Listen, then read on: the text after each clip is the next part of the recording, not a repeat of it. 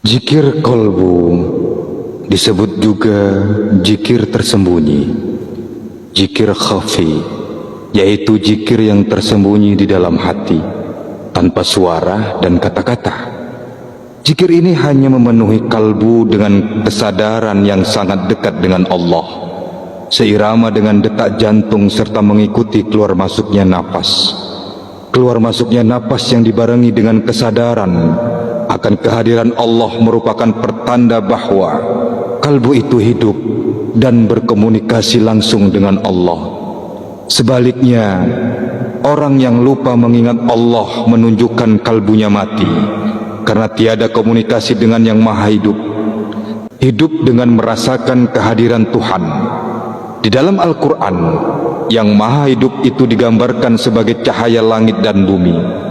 Maka ketika tiada hubungan dengan sumber cahaya itu, kalbu pun tidak mendapat pancaran cahaya, sehingga gelap dan mati. Al-Quran menggunakan istilah qalbi atau hati sebanyak 132 kali.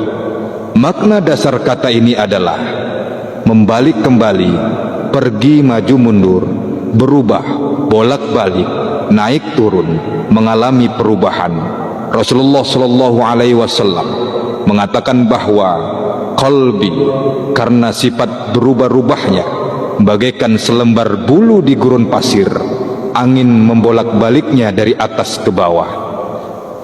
Imam Ja'far As-Siddiq menyebutkan perubahan hati itu ada 4. Pertama, hati yang tinggi. Tingginya hati ini ketika zikir kepada Allah Subhanahu wa ta'ala.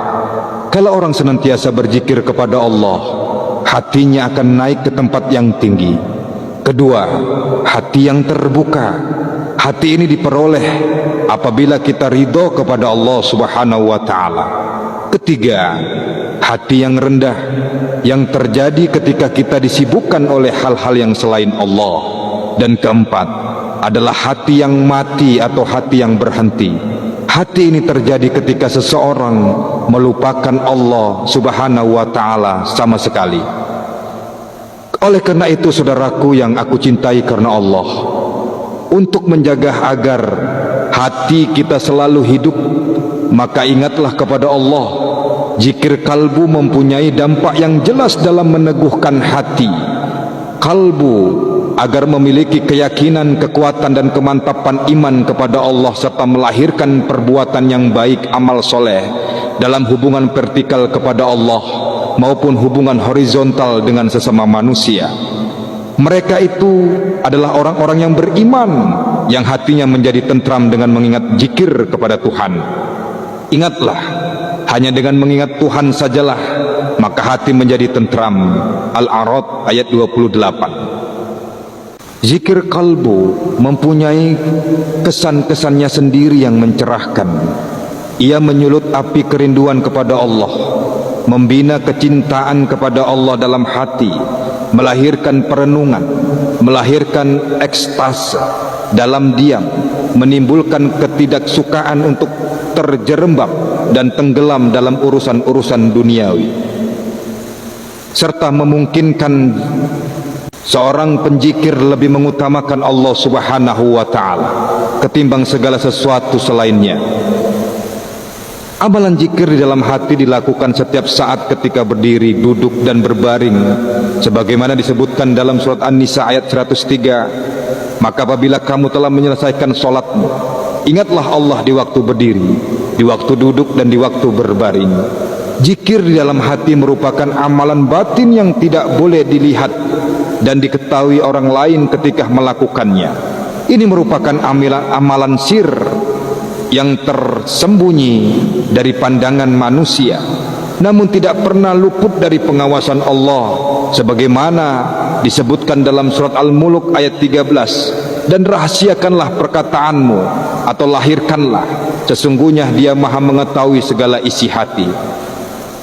Saudaraku yang Allah muliakan, tidak mudah melakukan kegiatan ini karena melibatkan hati dan pikiran.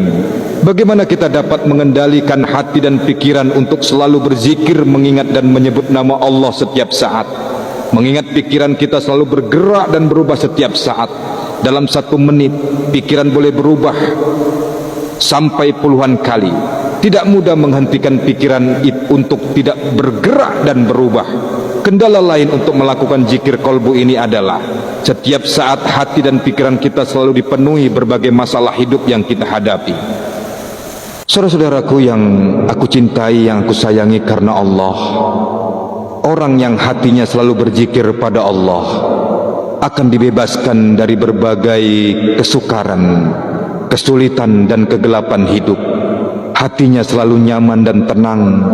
Dia boleh menyelesaikan berbagai masalah yang dihadirkan, yang dihadapkan dengan tenang, karena ilah selalu menyertainya dan menolongnya mengatasi berbagai masalah tersebut, agar kita boleh berzikir di dalam hati setiap saat tanpa terpengaruh oleh berbagai masalah kehidupan yang membebani hati dan pikiran.